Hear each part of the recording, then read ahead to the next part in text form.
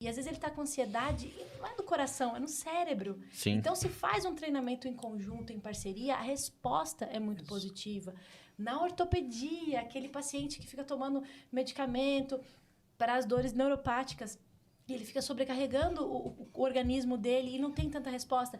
Treina junto com a Brain, então tem uma resposta positiva. Na psiquiatria, então, nem se fala, né? Trabalhar junto com o psiquiatra para que ele consiga neuromodular trabalhar aquele remédio junto com a neuromodulação, o quanto tem uma resposta positiva. Quer dizer, em todas as áreas. Os integrativos, nossa, a medicina integrativa, então, é maravilhoso, porque trabalha o paciente como um todo. Então, enfim, tem muitas aplicações. Eu tenho uma visão muito... assim, a minha vida inteira foi pautada em ciência mesmo, em comprovação, etc. Né? Então, existe um site que é o National Institute of Mental Health, é o NIMH, e tem outros sites importantes, o I3E americano. A quantidade de gente pesada que está fazendo pesquisa com neurofeedback, MIT, Caltech, universidades gigantes no mundo inteiro. Então, o que acontece? Todas essas aplicações dela são reais. Quando eu participei do meu primeiro congresso em Dallas, me chamou a atenção, porque aqui no Brasil o neurofeedback ainda não é muito conhecido, né? Mas quando nós fomos lá para o congresso, os professores doutores, veio gente da Inglaterra, veio gente de um outro lugar. Sim. A questão deles não é se funciona ou não funciona. A questão é qual é o protocolo que foi usado, qual foi a abordagem utilizada. A Sociedade de Veteranos das Forças Armadas Americanas está usando o neurofeedback para estresse pós-traumático de guerra, para diminuir estresse pós-traumático de guerra. Está oferecendo para o pessoal. Então, assim, hoje, muitos médicos se atêm a uma questão clínica para o diagnóstico, né? Então, tem o DSM, que é um trabalho fantástico da psiquiatria, de reunião de características de cada doença. Então, clinicamente, aquilo é perguntado, olha, o que você está sentindo? Eu estou sentindo isso, isso, isso. Muitas vezes a pessoa não tem nem condição de dizer realmente o que está sentindo. E em cima daquilo, obviamente, vai pedir um exame de sangue, alguma coisa para ver se não tem outra questão clínica, é feita uma proposta diagnóstica e o medicamento. Muitas vezes esse medicamento está na dose errada, esse medicamento não é o medicamento correto, aí entra num processo que pode durar até 2 anos para ajustar. Só de tentativa e erro. O medicamento e a dose, certo? Então, o que a gente propõe? Chegar para esse psiquiatra e oferecer para ele, olha, o eletroencefalograma dele mostra isso, isso, isso, isso, para apoiar, junto com o que está no DSM e o que o cliente falou, a decisão dele. Uma decisão diagnóstica mais acertada e mais precisa. Então, esse trabalho nosso, junto com o médico, que é imprescindível, ele pode gerar resultado muito mais preciso. Sim, muito mais totalmente. assertivo. Percebe quanto esse médico está usando a tecnologia a favor dele, do paciente dele, de uma melhora genuína e rápida. Enfim, porque ciência sempre se renova e... Sim, totalmente. É um amigo do médico ali, né? exatamente. Um amigo do médico. amigo Então, do médico. ele tem um lugar a mais para buscar esses dados, né? E quanto mais informação, melhor. Cara, nossa, é tanta coisa, né? O cérebro, assim...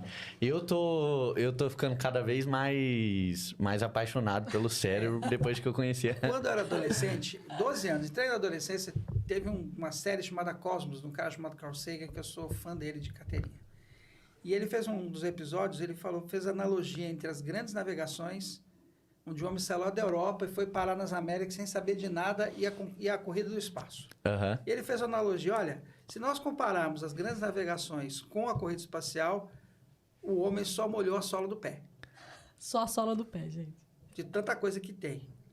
Eu tenho certeza que se nós pegarmos o que a gente conhece hoje do cérebro, a gente está molhando a ponta do dedão.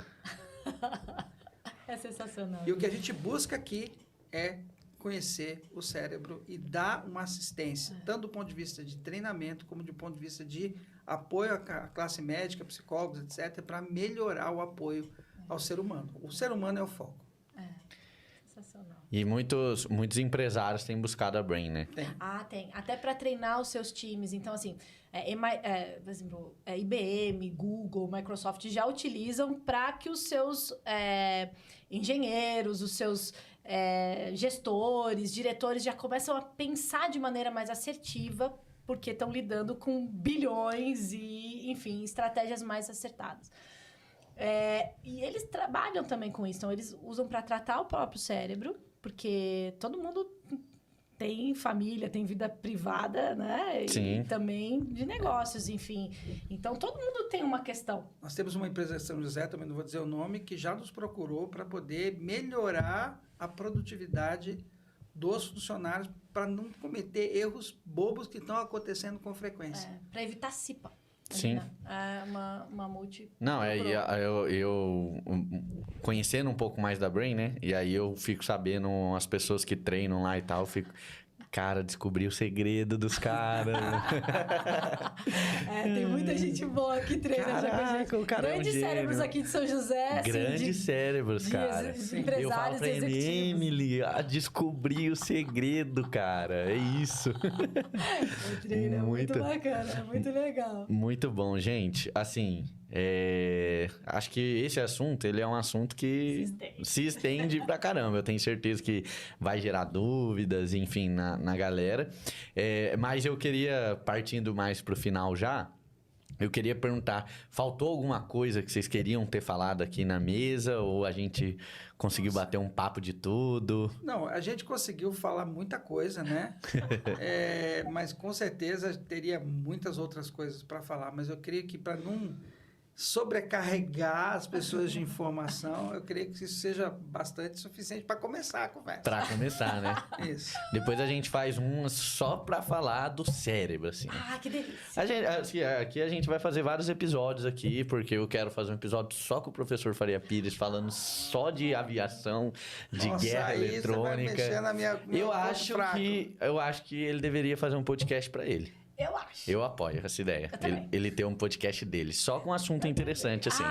Mas eu falo, todo mundo, os alunos dele, falam, professor, por que você não tá aí no YouTube? Imagina, é uma delícia. Eu fui aluna. Escrevi alguns livros. Não, ele é físico, não falamos isso. Eu fiz porque ele é engenheiro, piloto engenheiro e ele é físico, licenciado, com licenciatura. Imagina. Esse exame mede, você consegue saber o QI da pessoa pelo exame? Como que é? A gente tem uma ideia do nível de capacidade intelectual, sim. Quer saber? Tenho curiosidade de saber o meu. Bora!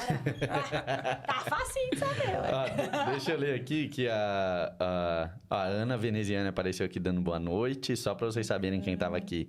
Márcia Siqueira também tava aqui. Querida! A Márcia é a Márcia. A Márcia! Capitã Nascimento. Nosso pop. Olha a Marcinha.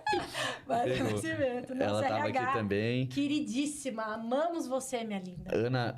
Ana Faleiros tá aqui também. Ana Faleiros, nossa futura Personal Brainer. Personal Brainer. Aí tá integrando o time da Brain. Esse aqui, todo mundo que vai integrar. Nós estamos com 20. Então, integrar o time da Brain tem que assistir esse episódio aqui, gente, galera. É verdade. Não pode, né? E o Vitor mandou aqui, ó. Passamos por vários psiquiatras e em muitos casos eles ficam na tentativa e erro. Foi o que vocês falaram, né? Muito em cima do que o fármaco está fazendo efeito ou não, né? Sem dados, fica muito subjetivo. É exatamente o que vocês falaram, né? Sim. É o exame trazendo maiores dados para a decisão do profissional lá, do médico. Bom, gente, foi muito bom conversar com vocês. Foi um baita de um episódio, assim. Eu curti demais. Assim, você, audiência que não tem oportunidade, mas assim, eu tô com eles mais tempo porque agora a M Dias está cuidando lá da Brainstar. Então, muito bom. Então, assim, eu tô aprendendo cada vez mais. Eu já falei, Emily, vou largar tudo e vou trabalhar só com a Brainstar. Não deixa meus clientes ouvir, não. Mas...